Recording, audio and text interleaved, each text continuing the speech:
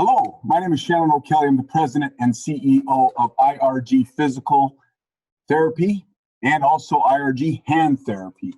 I'm here today to talk about fall preventions. I'm also a physical therapist. I've been doing this for about 34 years and practiced quite frequently in the clinic for many, many years. And fall prevention and training and exercise are so important with certain populations, particularly as we age. We are more susceptible to falls. And our goal today is to talk about how we can educate you and, more importantly, how we can prevent falls. Let's talk about who we are and what we're going to do today, kind of an overview. We're going to describe who we are, IRG, Physical and Hand Therapy. We're going to talk about balance and fall overview. And we're going to talk about how you can take control. We're going to actually talk about 6 steps that you can do to help prevent falls, and also solutions, exercises. And if we have some time, I think we'll be able to do some questions. I believe you'll be able to type questions in, and we will get back to you with some replies and answers. All right, we're ready to go here. So IRG Physical and Hand Therapy, we were established in 1996. We have about 36 locations. We go from Olympia all the way up to Anacortes. We go from Mukilteo all the way over to Spokane, Washington. We provide physical therapy services, hand therapy services, nutrition, wellness, sports performance, athletic training services, and workplace safety and injury prevention. That is our industrial athlete program. But more importantly, our therapists, several of our therapists have specialty training. This is where they go to coursework in the weekend or take additional coursework in the evenings to become certified or have, again, specialty training. One of the areas that we're really proud of and we use a lot in our practices is our fall prevention and vestibular education and treatment. Vestibular is the inner ear and your balance system, and sometimes that system is so complex it does get a little bit out of whack sometimes, and you can have some dizziness, vertigo we call it. You can be susceptible to falls. So vestibular training and fall prevention somewhat go hand in hand. So we practice those 2 areas quite frequently and quite often in our clinics. Some of the niche services that we provide, when I say niche, these again are areas where our therapists in our organization, whether they're PTs or OTs, i.e. physical therapists or occupational therapists, have gone on to do some specialized training, certifications. I mean, this is extra coursework above and beyond their normal training, and that is in women's and men's health, vestibular, like I talked about, and fall prevention, lymphedema management, holistic health, which is some of our therapists do a lot of soft tissue mobilization, a lot of intervention, connecting the musculoskeletal system to kind of holistic wellness, which is a big area that we're focusing on in today's world.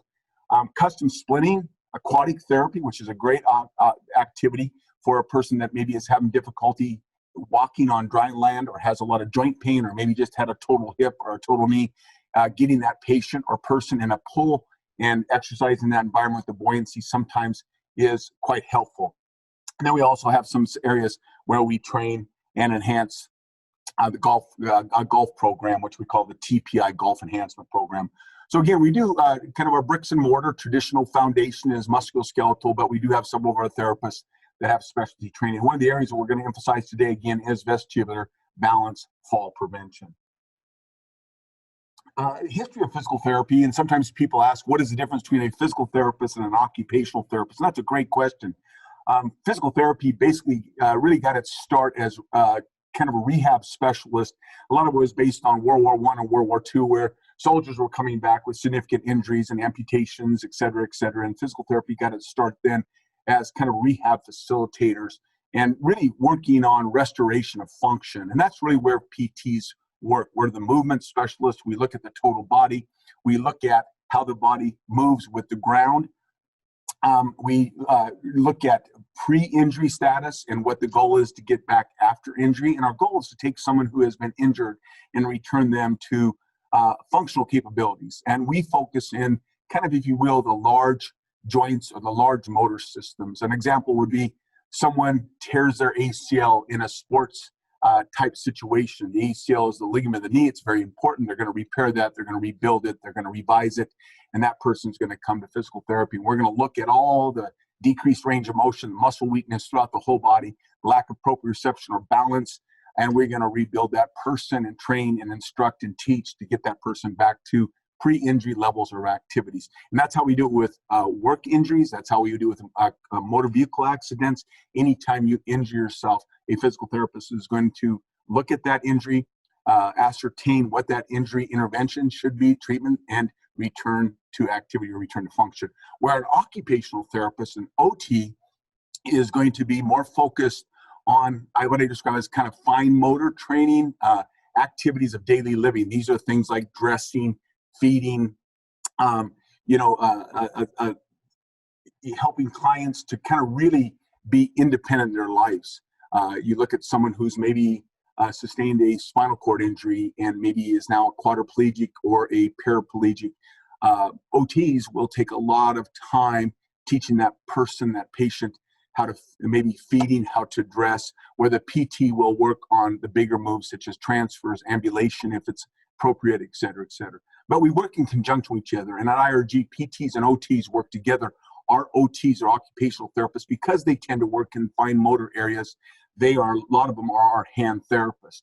And our OTs and our hand therapists are certified hand therapists. So they have specialty training in treating of certain hand injuries, et cetera, et cetera. So PTs, OTs work together. Simple terms, PTs work in kind of large motor and functional movements. Think about the shoulders, hips, knees, ankles, backs, necks, where OTs work in fine motor movements. Think about activities, daily living, feeding, dressing, etc. Today, again, we're here to talk about balance and falls. And it's kind of interesting. I don't know if you know this or not, but falls are a significant concern as we age. Actually, just in the last 3 weeks, I've had 2 people that I know that are close to me that have fallen. One missed a step, stepping down on a curb, just missed it. It happened so fast, fell and sustained a fall. And the other one was in our area, our neighborhood, sustained a fall and actually ended up having a significant head injury and maybe some concern for some brain bleeding. So falls can be equated to almost as serious as cardiovascular and also cancer type diseases. There was a physician, Dr. Mary Tinetti, Yale School of Medicine, January 13th, 2011, states that every 15 seconds an older adult is seen in an emergency room facility, an ER facility, for a fall-related injury.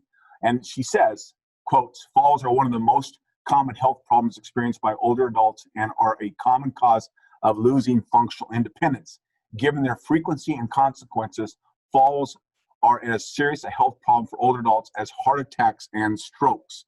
I said cancer, but I meant to say strokes. I apologize for that. But again, almost as problematic as 2 big things we see in our population, that's as we age, is heart attacks and strokes. So real situations, I mean, anybody that's ever fallen, or if you know someone that's fallen, and we all do, sometimes head injuries, fractures, I mean, real medical consequences.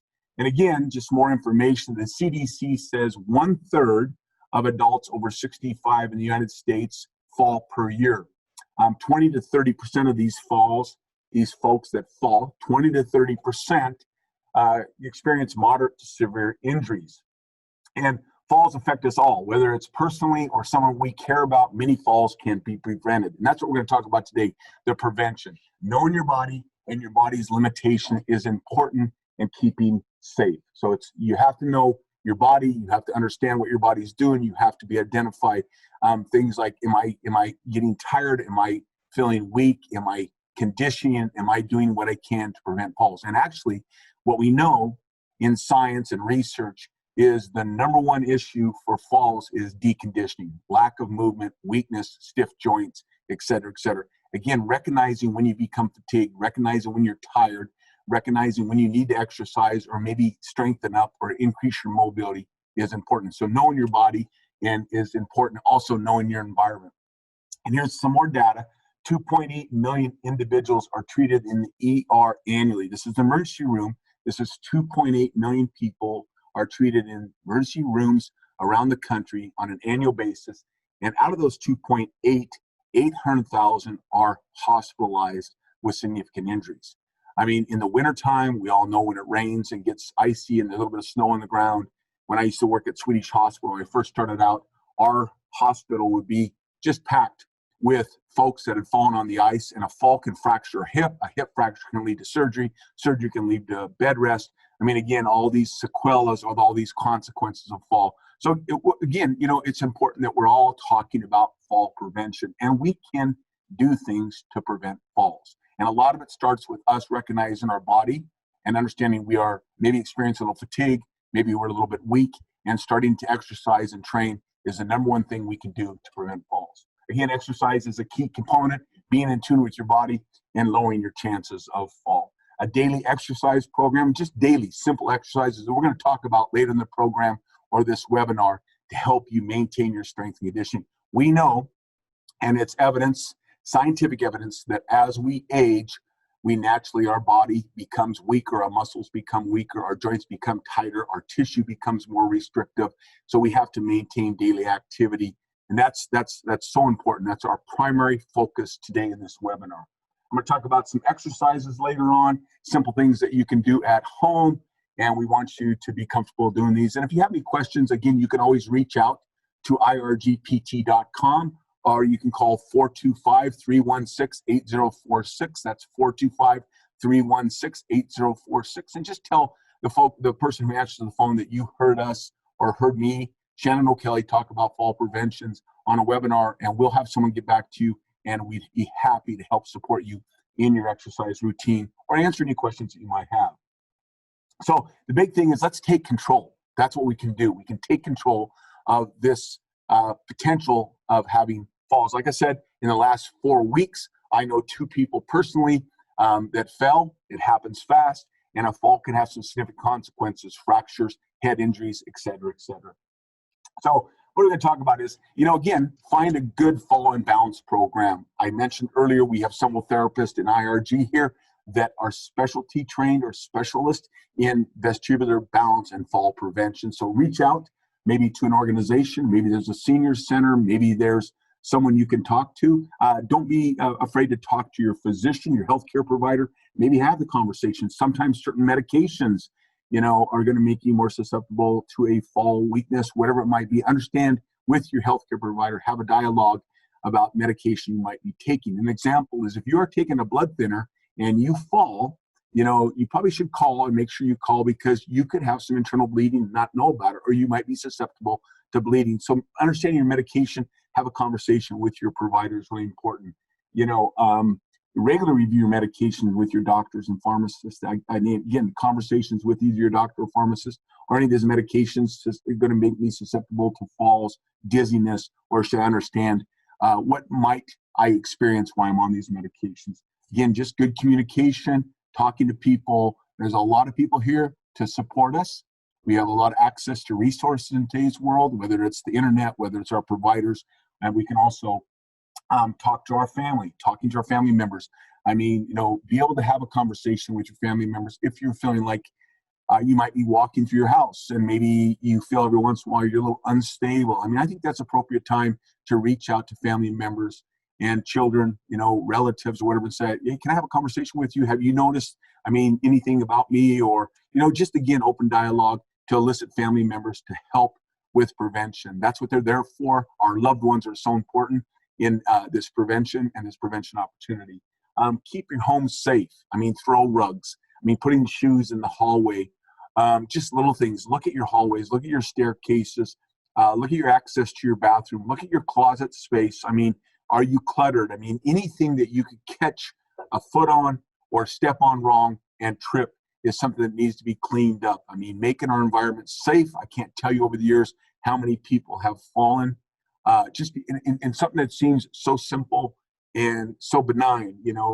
I stepped on a shoe and I fell over and hit my head, things like that. Went into the kitchen and there was some water on the kitchen floor. I caught my foot on a throw rug. Rugs are fine, but maybe make sure they're not the big puffy ones that are, they stand up or they're too tall. Maybe flatter rugs that you can kind of navigate over. The other thing too is I think a lot of times, including me, I wear glasses. I forget to clean them. Every once in a while I notice that I got a little bit of a fuzzy vision and I look at my glasses and I've got a smudge on them or whatever it is. And, we have to keep our glasses clean on a consistent basis. Every day we should be cleaning our glasses, because if you have impaired vision, you might not see that shoe, or you might not see that throw rug, or you might not see that step that's coming up. And again, these things happen really quickly. And also not just your vision, but also your hearing and balance. And that's why we kind of combine in the physical therapy world, we talk about vestibular, balance, and fall prevention. Those categories, vestibular, balance, and fall prevention, they are all synonymous. They all work together. And we have to look at all the systems, your vision, your hearing, and your balance. So I want to talk about balance. It's very important to understand how we perceive the world and what our bodies are doing to perceive the world. I mean, ask yourself a question. You can walk around, you don't have to look at your feet. You're not staring down at your feet when you're walking. And when you navigate or step on a pebble or a rock or step off a curb, how does your body know and sense that you stepped off a curb without looking at it? How does your body know that you stepped on a rock or a rolled up sock or whatever it might be? We've all stepped on something. We're aware that we're stepping on something. We're aware that our environment, our ground environment has changed. That's called proprioception. Proprioception is your body's nervous system's ability to tell your brain what your ankle, your feet, your knee, your hips are doing in time and space, in movement, without having to look at that joint. An example is, again, we don't walk around looking down at the ground and assessing what's coming up. The ground is telling us what's coming up, what our feet are doing without looking down. That's a reaction. That's a nervous system thing, and that's called proprioception. Proprioception is so important, and we can train proprioception. We can facilitate it. We can enhance it. And balance is proprioception, and it's so important that we maintain good proprioception, and that comes from exercise. It comes from movement. It comes from getting up and moving around and doing some of the things that we're going to talk about in just a short minute here. Here we are, exercises. So I'm going to go through a few exercises. I believe these exercises are going to be in a printable form for you, or you'll be able to find them somewhere in this webinar embedded. I've been told that we'll make sure that happens, okay? Let's have some fun here. Let's talk about exercise, because again, remember we talked earlier, the number one thing we can do that you have control over is movement, activity. Increasing your activity, maintaining your level of activity is going to condition your muscles, keep them strong, condition your proprioceptive system, i.e. your balance system, help your vestibular system, which is part of your balance system, and also just maintain good range of motion and flexibility. I guarantee you start exercising, start moving around, that stiffness and soreness and the inability to move your joints, that achiness that we all experience, particularly after we sit or we wake up first thing in the morning, will become less intense and maybe even less frequent. I think the positive thing is we know exercise helps in all facets of our lives, particularly in fall prevention. Hey, here's a simple one. This is called toe stands. So I always want you guys to do these exercises when you're maintaining some kind of support. It could be a chair that you use, hold on to the back edge of the chair. It could be the back of your couch. It could be a countertop. I always like patients to use a countertop. I think it's more stable. So you can do this in your kitchen. You can do all these exercises, a little bit of support in your kitchen. And these are just toe stands. These are just simple toe raises, working to strengthen up the muscles of our lower extremity. Again, work on balance and just build conditioning in our what we call our calf muscles or our lower leg muscles. And they're pretty simple. You just raise up on your toes, hold that for 5 seconds, and then maybe do that 10 times. You might have a little soreness when you start these exercises. That's to be expected. We don't want to have pain though. A little soreness, like a feeling like I did some exercise or I did some activities, okay, but not pain. So these are what we call toe stands. And again, these exercises, I want to make sure you all know that we'll be able to download these, print these out. Some kind of technology will be out there to help you. And my skill set is not technology, but I have people that can help us with that, okay? Here's some toe taps. So this is just an exercise where, again, you're holding on to something and you're just going to step out, and with your toe maybe to the side, or what we call lateral, you want to step out and tap your toe 2 or 3 times. That way you're balancing on the contralateral opposite leg, and then you're tapping with them. Then just repeat that back and forth. And you can see that it's pretty simple. Tap your toe 2 times on the ground, repeat on each side for 5 times. Again, just movement, coordination exercises, balance exercises, facilitating your body, working on strength and conditioning, and enhancing and training that balance system or proprioception. And by the way, all these exercises, when you're on a single leg and you're doing these on a balance activity, it's also exercising your inner ear to get your inner ear or your vestibular equilibrium system to be activated also. Marching in place, pretty self-explanatory. I mean, again, make sure you're stable, you're holding something, a chair, again, counter, back of the couch, and just march in place. You can start out with little marches. You can increase the amplitude of the march, meaning your knees go up higher, and you can increase the repetitions. You can increase the speed or the cadence of the march. All those things are possible. I mean, changing legs from side to side, marching in place, great activity for strength and conditioning, great activity for proprioception and balance, et cetera, et cetera. Let's see, knee extensions. This is a pretty easy exercise, pretty self-explanatory. This is we're building our quad muscles. We can sit in a chair and just with no weight, we don't need any weight. Maybe we just need to do several repetitions. So we can do this 10 times. If 10 times is easy, maybe go to 15 times, and you're just sitting in a chair and just with one leg, you're just extending that out, working the quadricep muscles. The quadricep muscles are a posture muscle. They're a balance muscle. Your big muscles of your lower body are what we call posture muscles. Quadriceps, hamstrings, gluteus, your buttocks muscles, calf muscles. These muscles are constantly firing to keep us upright and sustain an upright position and fight gravity. And we need to exercise them. Great exercise, knee extensions for quad. Here's a great activity. Number 5 is a sit to stand exercise. Again, if you notice that getting out of my favorite chair is frequently becoming more difficult as time goes on, you probably need to practice that. And a lot of falls at times will be coming off of a chair because you have to rock yourself out or lunge yourself out of your chair and then you go forward. So practicing a sit-stand maneuver is really good. Again, just taking your time, sit down slowly, stand up slowly, sit down slowly. You're going to work a lot of your lower leg muscles, including your glutes, a little bit of trunk muscles, your quad muscles, etc. And it's also going to help with balance, right? So, I mean, again, it's just activities. I mean, you can start out 5 times. If 5 is difficult, well, just do 5. Work your way to 10. If 10 is easy, do 12. Just add in some repetitions. That activity, sit to stand, is a wonderful activity. Do it slow. The slower you sit back down, you're going to strengthen those muscles, what we call eccentrically, or you're going to lengthen them and load them, which is another good way to condition your body. Number 6, again, we strengthen our knee extensions. Our knee flexors or knee flexion muscles on the back side of our legs are called our hamstrings. Again, these are important muscles for postural balance activities. And again, you're just standing and you're just going to flex your knee. Bring your heel up towards your buttocks, as in the picture. Hold for 5 seconds. Do 10 times. Great way to strengthen our hamstring muscles. We've got our quads in the front. We've got our hamstrings in the back. We're conditioning our whole lower extremity. Hip extension is another great exercise, and this is going to strengthen what I talked about, your buttocks muscles. So your hip muscles or your buttocks muscles, they extend your hip. They pull your hip backwards. And again, your buttocks muscles are very important that they maintain strength because we use them a lot in squats, walking, propelling ourselves forward, and balance. Raise your foot up, bring your foot back, just extend, keep your back straight. Look at the picture. It's pretty self-explanatory. Again, these are all pretty simple exercises that you can perform at home. I like to see these things done at least once a day, but better if it's 2 times a day, 10 reps, work your way up. Again, if it hurts, if it's painful, that's not good.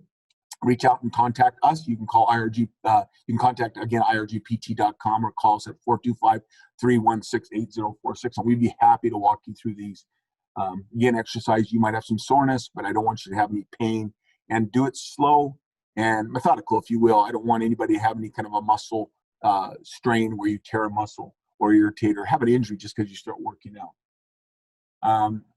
This is one single leg raises. I mean, this is number 8 is a single leg raise where you're just bring your leg out to the side. So you're strengthening the lateral side of your buttocks muscles.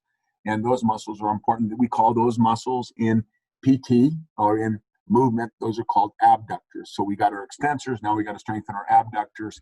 And the last exercise, I believe it is number 9, is just reaching. This is alternate arm and leg, single leg balance, reaching forward and raising the leg. So opposite arm reaches forward, opposite leg comes up at the same time. Leg and arm come up at the same time, i.e., now guess what you're doing? You're balancing on one leg. You're shifting all the weight to one leg. Those muscles have to contract. They have to fire. You're facilitating proprioception, a co-contraction of your muscles, which means both your hip extensors and your hip flexors and your hamstrings and quads and your calf muscles are all co-contracting and firing. And what a great way to strengthen and maintain strength, but more importantly, prevent kind of susceptibility to fall and enhance fall balance prevention. Oh, here we go. We got some more. We're not done yet. Okay. Heel toe walk. This is a typical balance exercise. You're just walking a few steps, just tip to toe, so to speak, heel to toe, and do that. Make sure, again, you have some kind of stability or some kind of handrail or something you can hold on to. This is a great exercise to do along the countertop in your kitchen. And then standing on 1 foot, just shifting weight to 1 foot back and forth, and that's number 11. And pretty self-explanatory. If you want, you can increase when you shift weight. Try to balance a little bit on that single leg stance for maybe 10 to 30 seconds. Challenge yourself. I guarantee you start doing these exercises once a day, maybe twice a day, you are going to feel much better, and you are going to be doing yourself a real service by working on prevention of falls. Because we know, going back, that 2.8 million people fall per year. Again, out of those 2.8 million falls, and statistically speaking, 800,000 of those folks are hospitalized. Personally, I've seen it, a lot of fractures at certain times of the year with activity outdoors and snowing. And, as we age, our bones become more brittle. And if we fall, we're susceptible to fractures. And that's the whole osteoporosis thing. And that could be a whole nother webinar down the road. But other things that we need to think about, just again, simple things. When we're addressing fall risk at home, again, we talked about keeping floors and stairways clutter-free.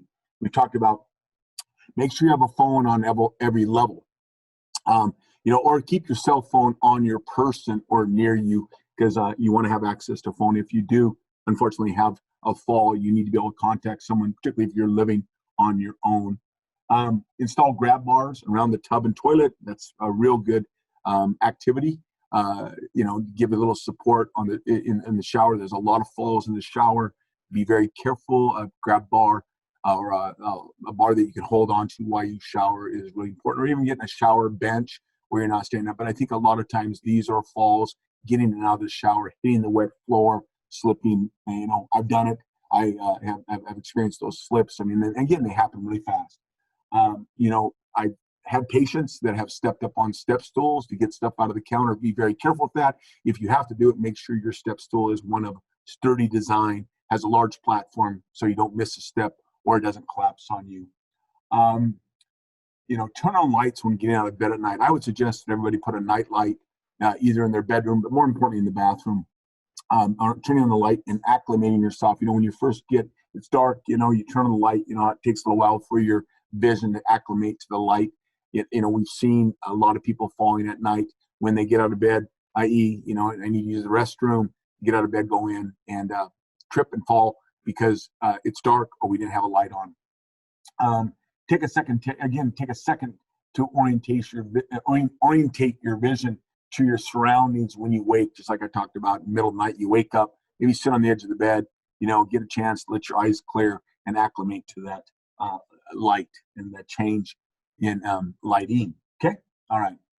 And then when outdoors, again, we need to check for cracks of uneven sidewalks or driveway edges. I mean, the person that I talked about, the two people that I talked about earlier in the webinar that fell, this is within the last 3 or 4 weeks. This is me personally knowing them. One of them, there was a small transition on the sidewalk, just about 2 inches, missed it, caught the toe, went down forward. Again, it happens fast. So know your surroundings when you walk. Install handrails on your stairs and steps. Keep walkways lit. I mean, that's really important with clear vision. Watch for wet and slippery surfaces. Again, we've seen it. I've personally seen it during seasonal times when we have a little ice, a little rain, a lot more falls occur. And when I worked at the hospital used to just fill up with fractured hips when it got icy and snowy. So be aware of your outside conditions. And in the winter, again, walkways. These activities here. This is where you elicit family help. This is where you reach out to sons, daughters, nieces, nephews, grandchildren to come over and check and maybe help clear the way. Everybody wants to be independent. Everybody wants to be mobile. We do not want our independence to be taken away from us, and this is how we do it, by just being proactive. I will tell you this: if you use a cane, crutches, walker, When you go outside, it's always a good, check the tips, check the rubber tips. They wear out. Sometimes they get a stone in them or a pebble in them, and that pebble, when it hits a linoleum surface or a smooth surface, sometimes that crutch will slip out. Or in the wintertime, be careful that they don't ice up or get snow in them. You know, just little things sometimes go a long way. And then the resources, there's a lot of resources. I just look at this page here, you can see how many local resources there are. And so let's see, here's a few more people. This is a big thing. Falls are a big thing for the entire what we call healthcare community population. A lot of advocacy, a lot of people working on this, and don't forget to reach out and ask questions. Again, if you're concerned, you know, there's a lot of folks out there can help you. And I want to leave you with this. We know that activity is so important. We're never too old to start moving. I say that, and we're never too where we can't work on prevention, and we can't control kind of our surroundings, and more importantly, we can't control our body. So if you don't think you can exercise, I mean, get up and try those exercises I talked about. Start moving a little bit. You'll be surprised what it does for your confidence level, your overall well-being. And again, that's the number one thing, activity that we can do to intervene and help with fall prevention. If you ever need any help, ever have any questions, my company, IRG Physical and Hand Therapy, is here for you, irgpt.com, or you can call us at 425-316-8046. I'm Shannon O'Kelley. I'm the president and CEO of IRG, and I've really enjoyed spending some time with you. Good luck.